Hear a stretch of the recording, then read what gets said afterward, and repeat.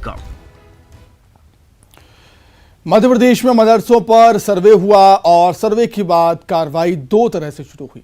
पहला, ऐसे मदरसे जो संचालन के नाम पर केवल अनुदान वसूल रहे थे। दूसरा, ऐसे मदरसों का जिनका रजिस्ट्रेशन नहीं है, यानी वो मदरसे जो अवैध तरीके से संचालित हो रहे हैं।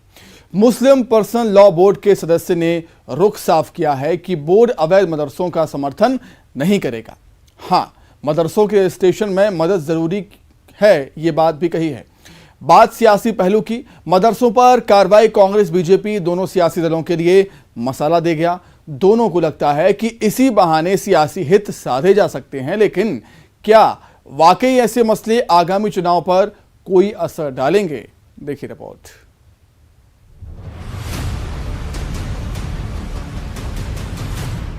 एमपी में सरकार के फर्जी मदरसों पर शिकंजा कसने की खबर से सियासत परवान चढ़ने लगी। दरअसल सरकार को निरीक्षण में ऐसे मदरसों की जानकारी हासिल हुई जो सरकारी अनुदान लेकर एक एक कमरे से संचालित हो रहे थे। अब ऐसे मदरसों को दोबारा ग्रांट नहीं दी जाएगी। राजधानी भोपाल में ही एक साल में 48 मदरसे बंद किए जा चुके हैं। बाल आयोग के निरीक्षण में भी मदरसों के संचालन में गड़बड़ी उजागर हुई थी। इधर बीजेपी विधायक रामेश्वर शर्मा ने मदरसों के बहाने कांग्रेस को भी निशाने पर ले लिया।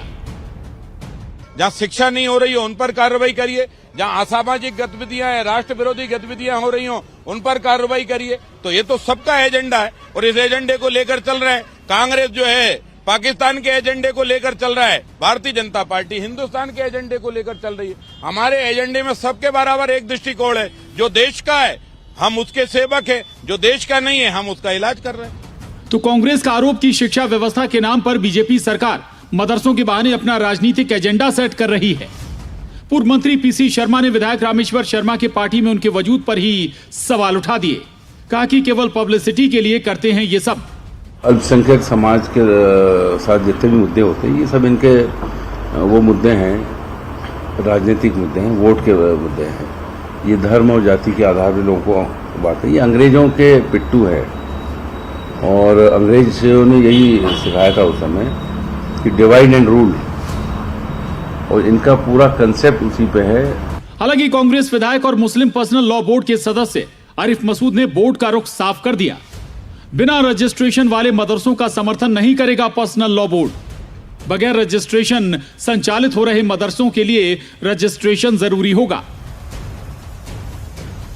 बहुत मुश्किल हो पा रहा है अभी कि कितने रजिस्टर्ड और कितने अनरजिस्टर्ड, क्योंकि आज हमने सिर्फ जिम्मेदारों को बुलाया है, लेकिन बहुत सारे कुछ ऐसे मदरसे होंगे। एक्चुअल में होता क्या है, मदरसे को उस कंसेप्ट को क्लियर कर दूं कि बहुत सी जगह क्या है कि गली में मोहल्लों में भी कोचिंग सेंटर की तरह भी मदरसा चलाया जा रहा है।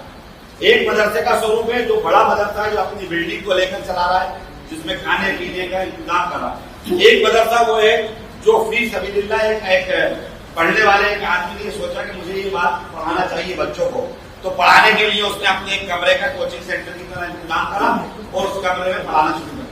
तो ऐसे में संख्या बता पाना अभी मुश्किल होगा, लेकिन हमारी ये बात है कि हम मध्य प्रदेश के एक एक मदरसे चलाने वाले मदरसे को रजिस्टर्ड कराएंगे और उसका रजिस्ट्रेशन जल्द से जल्द। राजधानी भोपाल में कुल 468 मदरसे हैं, जिनमें से 50 से ज्यादा मदरसों पर कार्रवाई की तैयारी है, जिनका रजिस्ट्रेशन नहीं है। हालांकि मुस्लिम पर्सनल लॉ बोर्ड सरकार की कार्रवाई से सहमत है, लेकिन अवैध मदरसों पर हो रही कार्रवाई पर कांग्रेस बीजेपी में सियासी रार छिड़ी है। बीजेपी जहां मदरसों के बहाने पूरी कांग्रेस को लपेटे में ले रही है, तो कांग्रेस को लगता है कि चुनाव के मद्देनजर बीजेपी सरकार जानबूझकर ऐसे मसलों को हवा दे रही है।